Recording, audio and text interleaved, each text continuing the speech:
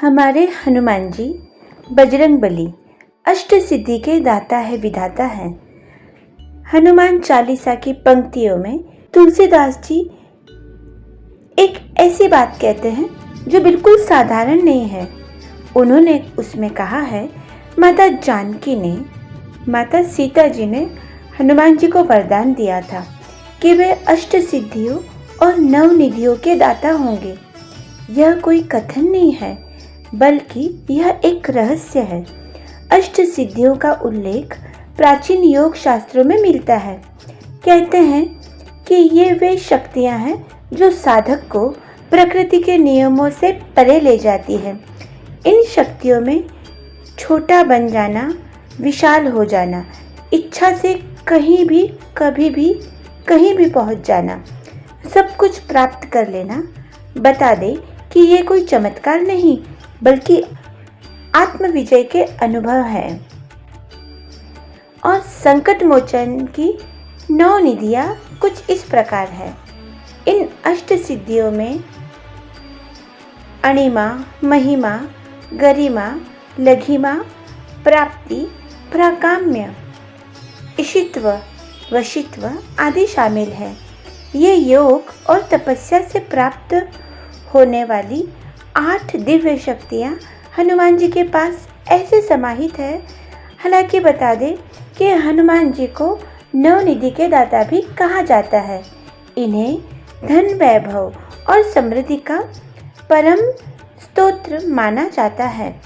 इन 9 निधियों में पद्म, महापद्म, शंख, मकर, कच्छप, मुक्ता, कुंद, नील और खर्व इत्यादि शामिल हैं।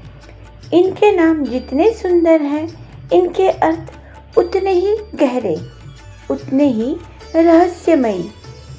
इसमें जल, पृथ्वी, आकाश और चेतना के तत्व छिपे हैं और हनुमान जी इसका रहस्य जानते हैं।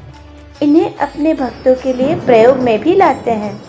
माता सीता को खोजते हुए जब बजरंगबली अशोक वाटिका पहुँचे तो उस समय उन्हें लघिमा सिद्धि काम आई।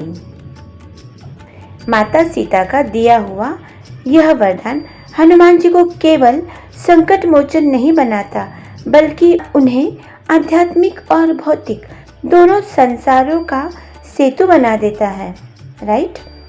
जब कोई भक्त उन्हें पुकारता है तो केवल उसका भय नहीं मिटता, बल्कि जीवन को एक नई दिशा उसकी मिल जाती है और भक्त भी आध्यात्म की तरफ तेजी से बढ़ता रहता है। हनुमान जी की महिमा तो क्या कहना। हनुमान जी की महिमा में डूबा यह सत्य समझ सकते हैं कि उनका पूजन केवल संकट से मुक्ति नहीं, बल्कि शक्ति, ज्ञान और समृद्धि का आमंत्रण है। वे केवल पवन पुत्र ही नहीं, वे चेतना के वायु है जो जहाँ भी जाते हैं जीवन में केवल और केवल गति और ऊर्जा भर देते हैं। इसीलिए तो कहते हैं ना, दुनिया चले न श्री राम के बिना, राम जी चले न हनुमान के बिना।